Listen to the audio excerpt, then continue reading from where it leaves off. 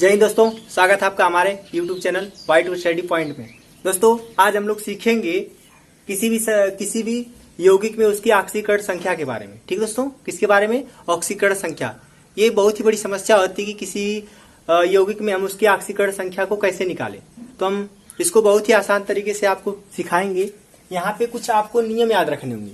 ऑक्सीकरण संख्या निकालने से पहले आपको कुछ नियम याद करने पड़ेंगे। ठीक है दोस्तों, तो नियम क्या है उस नियम को हम देख लेते हैं। यहाँ पे लिखा गया है कि ऑक्सीकरण संख्या निकालने के नियम। ठीक दोस्तों, आपको नियम याद करना है। 6-7 नियम होंगे और उन 6-7 नियम को यदि आप बढ़िया से समझ लेते हैं तो आपको ऑक्सीकरण संख्या निकालने में कोई दिक्कत नहीं होगी। ठीक दोस्तों, और ये बहुत आसान लगने लगेगा आपको। देखते हैं पहला नियम क्या बोला गया है कि रूल नंबर 1, मुक्त अवस्था में या स्वतंत्र अवस्था में सभी तत्वों की ऑक्सीकरण संख्या 0 होती है। ये मुक्त अवस्था स्वतंत्र अवस्था का मतलब ये होता है कि कोई भी तत्व यदि अकेला रहेगा, मतलब यौगिक में नहीं रहेगा। जैसे कहने का मतलब हमारे पास यहाँ पे हाइड्रोजन है, हाइड्रोजन यहाँ पे ऑक्सीजन के साथ जुड़ा है, तो मतलब ये यौगिक में है। तो यौगिक में रहेगा तो उसकी ऑक्सीकरण संख्या कुछ न कुछ होगी। परंतु अगर वो अकेला रह गया, अकेला का मतलब केवल मुक्त अवस्था में, हाइड्रोजन क्या होता है मुक्त अवस्था में H2 के रूप में होता है, ऑक्सीजन भी मुक्त अवस्था में O2 के रूप में रहती है, क्लोरीन भी क्या होती है Cl2 के रूप में, नाइट्रोजन भी, ऐसे और भी तत्व होते हैं। तो जो मुक्त अवस्था में होते हैं वो अकेले रहते हैं। ठीक है, तो उनकी ऑक्सीकरण संख्या जो होगी वो कितनी होगी? 0 होगी। ठीक है दोस्तों, जैसे कि हमने एग्जांपल यहाँ पे लिखा, हाइड्रोजन हो गया, ऑक्सीजन हो गया, क्लोरीन हो गया, नाइट्रोजन हो गया, फास्फोरस हो गया, सल्फर हो गया। ठीक है दोस्तों, इन सभी की ऑक्सीकरण संख्या क्या हो जाएगी? 0 हो जाएगी। ठीक है, अब दूसरे नियम को देखते हैं। दूसरे नियम में क्या कह रहा है कि क्षार धातु या वर्ग 1, क्षार धातु या वर्ग 1, आवर्त सारणी में जो पहला वाला वर्ग है उसको बोलते हैं क्षार धातु। और जब उसकी ऑक्सीकरण संख्या के बारे में जानेंगे तो उसकी ऑक्सीकरण संख्या कितनी होती है? +1। उस पहले वर्ग में कौन कौन से तत्व आते हैं उनको हम देख लेते हैं। तो पहले वर्ग में कौन कौन से तत्व आते हैं? Lithium, sodium, potassium, rubidium, caesium, francium. यदि आप इन वर्गों के तत्वों के नाम याद नहीं है आपको, तो आपको डिस्क्रिप्शन बॉक्स में आपको लिंक दे रखा है, आप जाकर वहां से उसको देख सकते हैं। ठीक दोस्तों, आगे देखते हैं तीसरा वाला। इसमें क्षार धातु lithium, sodium, potassium, rubidium, caesium, francium, इन सब की जो ऑक्सीकरण संख्या होगी वो कितनी होगी? +1।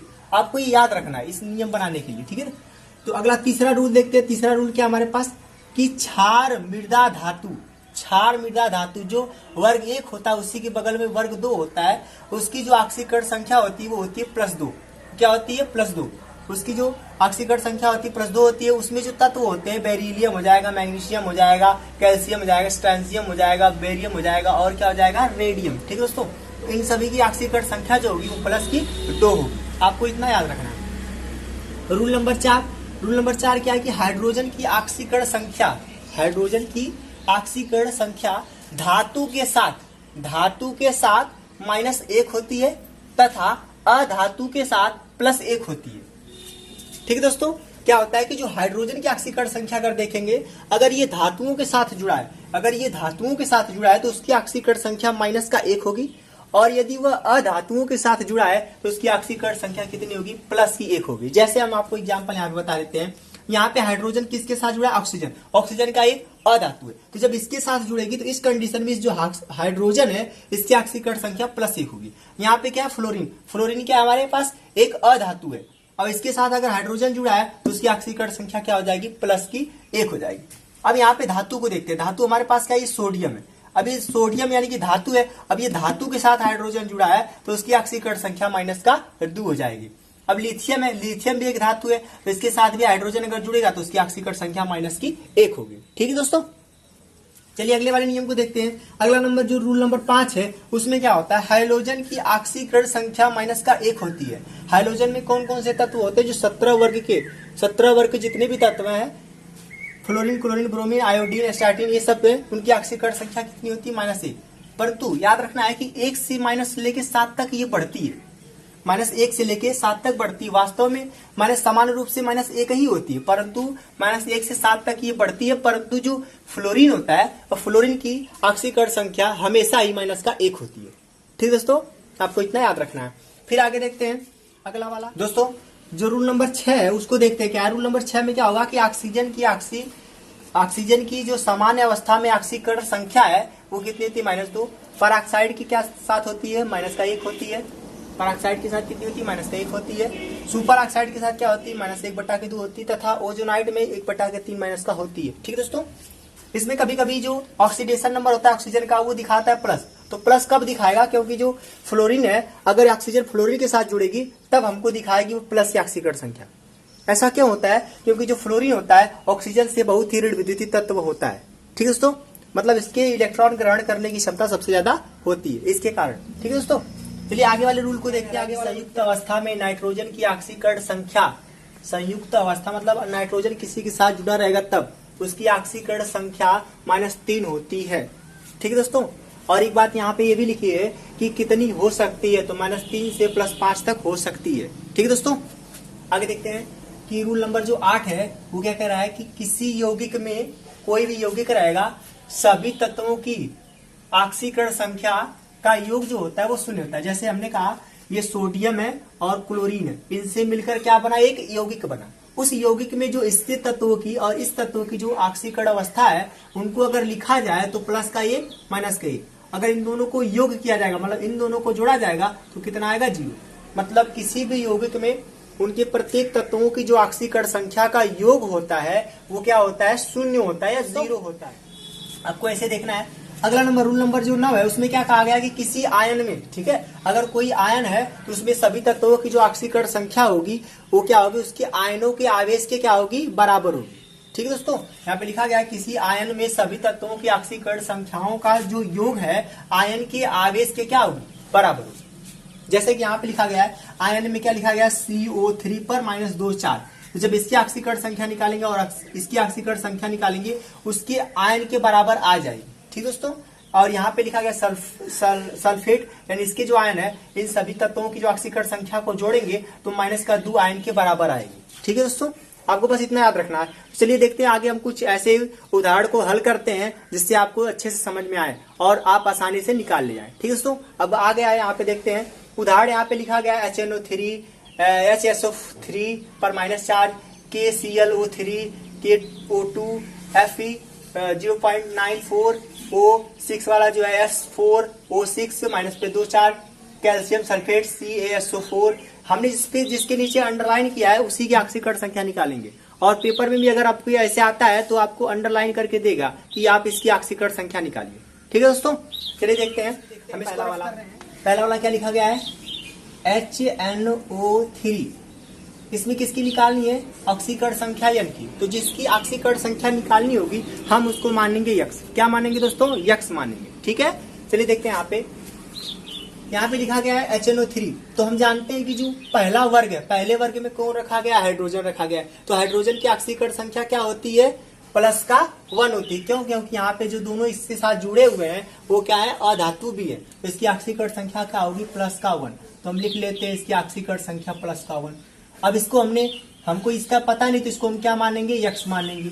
क्या मानेंगे, यक्स मानेंगे। ये रूल से हम कर रहे हैं सब। ठीक है दोस्तों, फिर इसके बाद प्लस ऑक्सीजन है। ऑक्सीजन का कितना होता है, माइनस का कितना होता है, 2। हमने रूल में सिखाया है कि जो सामान्य अवस्था में ऑक्सीजन की ऑक्सीकरण संख्या होती है वो कितनी होती है, -2 होती है। अब ये -2 क्या बार होगा, यहाँ पे कितनी बार लिखा गया, 3। तो हम यहाँ पे क्या लिख देते हैं, 3 लिख देते हैं। हमने कहा कि सभी तत्वों की ऑक्सीकरण संख्याओं को अगर जोड़ेंगे तो कितना आ जाएगा, 0 आ जाएगा। तो हर बार हम क्या लेंगे, बराबर का 0। यदि जब आयन रहेगा तो उस आयन को बराबर के 0 करेंगे, बराबर के साथ करेंगे। ठीक है दोस्तों, चलिए देखते हैं आगे। +1 +x इन दोनों का गुणा हो जाएगा, क्योंकि इसका दोनों का गुणा होगा तो +3 -2 का गुणा होगा तो माइनस का कितना मिलेगा, 3 गुना के 6 और बराबर का 0। ठीक है दोस्तों, हमको x की वैल्यू निकालना है। जब x की वैल्यू निकालना होता है तो हम सभी गिनती को बराबर की उस साइड करके इसको अकेला कर देते हैं। क्या कर देते हैं, इसको अकेला बना देते हैं। तो यहाँ से देखते हैं तो 1 प्लस -6 टोटली कितना हो जाएगा, -5 हो जाएगा। कितना हो जाएगा, -5 हो जाएगा। ठीक है दोस्तों, तो अब यहाँ से हम निकालते हैं, अगर x की वैल्यू निकालें तो ये हमारे पास क्या मिलेगा, माइनस है। माइनस अगर बराबर की उस साइड जाएगा तो क्या हो जाएगा, प्लस। तो हमेशा जब भी लिखेंगे ऑक्सीकरण संख्या तो माइनस प्लस के साथ लिखेंगे। ठीक है दोस्तों, क्योंकि जो ऑक्सीकरण संख्या होती है, इस बात को आप याद रखिएगा। ठीक है, ऑक्सीकरण संख्या जो होती है किसी भी यौगिक में उसके आवेशों की संख्या को दिखाती है। इसको दिखाती है, उसमें यौगिक के आवेशों की, यौगिक में तत्वों के आवेशों की संख्या को दिखाती है। उसे क्या कहते हैं, ऑक्सीकरण संख्या कहते हैं। ठीक है दोस्तों, अब दूसरे वाले एग्जाम्पल को इसी तरीके से देख लेते हैं। दूसरा वाला जो एग्जाम्पल में दूसरे वाले क्या लिखा गया है, SO3 इस पे ये और इस पे माइनस का चार्ज लिखा गया -1 लिखा गया, ठीक है दोस्तों। इसका मतलब हो जाएगा -1। अब इसकी निकालने तो इसको क्या मानेंगे हम x, और इसकी ऑक्सीकरण संख्या कितनी होगी 1 होगी, प्लस की कितनी होगी 1 होगी, ठीक है। फिर उसके बाद क्या लिखेंगे हम यहाँ पे, इसको मानेंगे x, और हम जानते हैं कि ऑक्सीजन की कितनी होती है -2 होती है, और कितनी बार ऑक्सीजन है 3 बार, तो 3 लिख लेंगे बराबर। हमने अब बार बार 0 लिख रहे थे, लेकिन इस बार क्या लिखेंगे, आयन जितना रहेगा उसी आयन के बराबर कर देंगे। यहाँ पे कितने आयन है -1 आयन है, तो उस -1 को इधर बराबर के लिख लेंगे, 0 अब नहीं लिखेंगे, क्योंकि हमने लास्ट वाले रूल में यही बताया था कि जब भी कोई आयन होगा, यदि उसकी ऑक्सीकरण संख्या को निकालेंगे, जो ऑक्सीकरण संख्या के उसमें जो तत्व होंगे उनके जो योग होंगे उन आवेशों के योग के क्या होंगे, बराबर होंगे, ठीक है दोस्तों। तो यहाँ पे हो जाएगा x प्लस का 1, फिर इसका गुणा कराओगे तो 3 गुना के माइनस का क्या मिलेगा 6 बराबर का -1, ठीक है दोस्तों। और इन दोनों का अगर आपस में जोड़ा जाएगा तो ये घट के क्या हो जाएगा x, और ये प्लस माइनस घट के क्या हो जाएगा -5 और बराबर का -1, ठीक है दोस्तों। अब यहाँ से x की वैल्यू निकालेंगे तो क्या मिलेगा हमको, ये -5 है, उधर जाके क्या हो जाएगा प्लस का 5 हो जाएगा, तो प्लस का 5 माइनस का 1, टोटल कितना मिलेगा हमको, घटाएंगे तो 5 में से 1 गया तो कितना बचेगा 4, और आएगा तो प्लस का आएगा, इसलिए हम इसको लिख देंगे प्लस का 4, ठीक है दोस्तों। अगले वाले को देखते हैं, इसमें पोटेशियम क्लोरेट को देखते हैं, KClO3, ठीक है दोस्तों। इसमें किसकी निकालनी, क्लोरीन की निकालनी, क्योंकि इसमें अंडरलाइन किया गया है। जब क्लोरीन की निकालना रहेगा तो उसके लिए हम सबसे पहले क्या करेंगे, क्लोरीन को x मानेंगे। पोटेशियम का हमको पता है कि पोटेशियम जो पहले वर्ग में है, पोटेशियम यदि पहले वर्ग में, तो उसकी ऑक्सीकरण संख्या कितनी होती है, +1, हमने रूल में बता दिया है, तो जाएगा +1। और यहाँ पे क्लोरीन का कितना हमने माना, x माना, तो उसको x से लिख लेंगे। और एक ऑक्सीजन का कितना होता है -2, और है कितने ऑक्सीजन 3, तो यहाँ पे 3 लिख देंगे। अब इसकी कोई चार्ज नहीं, मतलब क्या होगा, सभी ऑक्सीकरण संख्या का मान योग क्या होगा 0 होगा, ठीक है। यहाँ पे हो जाएगा 1 प्लस का x, इन दोनों का गुणा कराएंगे तो 3 माइनस का और 2 का गुणा होगा तो 3 गुणा के 6 माइनस का 6 बराबर क्या हो जाएगा 0। इस कंडीशन में क्या मिलेगा, प्लस का 1 माइनस का 6 कितना हो जाएगा 5 हो जाएगा बराबर का 0।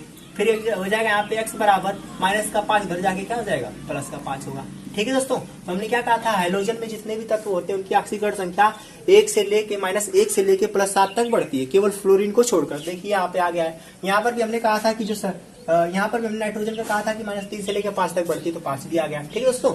चलिए आगे वाले देखते हैं, चौथे वाले को। चौथा वाला क्या हमारे KO2, ठीक है दोस्तों। यहाँ पे आपको दिखेगा कि हमने जो ऑक्सीजन में लिखवाया था, इसमें ऑक्सीजन का निकालना है। ऑक्सीजन में हमने जो लिखवाया था कि सुपर जो ऑक्साइड होगा उसकी ऑक्सीकरण संख्या -1/2 होगी, तो हो सकता है इसमें आए। देखते हैं, हल करते हैं, इसको x मान लेते हैं। और इसको क्या कहेंगे हम कि पोटेशियम है, पहले वर्ग का तत्व है, तो इसकी ऑक्सीकरण संख्या कितनी होगी +1 होगी, तो लिख देते हैं +1 प्लस का। यहाँ पे क्या हो जाएगा, ऑक्सीकरण संख्या ऑक्सीजन की कितनी होती है -2 होती है, ठीक है दोस्तों। सॉरी, इसमें हम मानेंगे इसको x मानेंगे, क्योंकि इसकी निकालनी है, तो x हो जाएगी। कितनी बार है ये 2 बार, तो 2x हो जाएगा बराबर का 0, क्योंकि इसके कोई आयन नहीं है। अब यहाँ से क्या करेंगे हम, 2x बराबर, इसको इधर भेजेंगे तो क्या हो जाएगा, ये प्लस उधर जाके क्या हो जाएगा माइनस, तो x बराबर निकालना है तो क्या हो जाएगा -1, और ये गुणा इधर आके क्या हो जाएगा भाग हो जाएगा। मतलब कहने का क्या है कि जब भी -1/2 ऑक्सीकरण संख्या आएगी ऑक्सीजन की, तो क्या हो जाएगा, उसमें सुपर ऑक्साइड जरूर होगा, ठीक है दोस्तों। तो ऑक्सीजन यहाँ पे क्या है, सुपर ऑक्साइड के साथ जुड़ा हुआ है, ठीक है दोस्तों। और इन सभी को आपको करना रहेगा, और इन सभी को आपको करके कमेंट बॉक्स में लिखना है कि इसका कितना आंसर है दोस्तों। यदि वीडियो अच्छा लगा है तो वीडियो को लाइक कीजिए, शेयर कीजिए, और अपने दोस्तों में भी शेयर कीजिए ताकि उनको भी पता चले, ठीक है दोस्तों। धन्यवाद।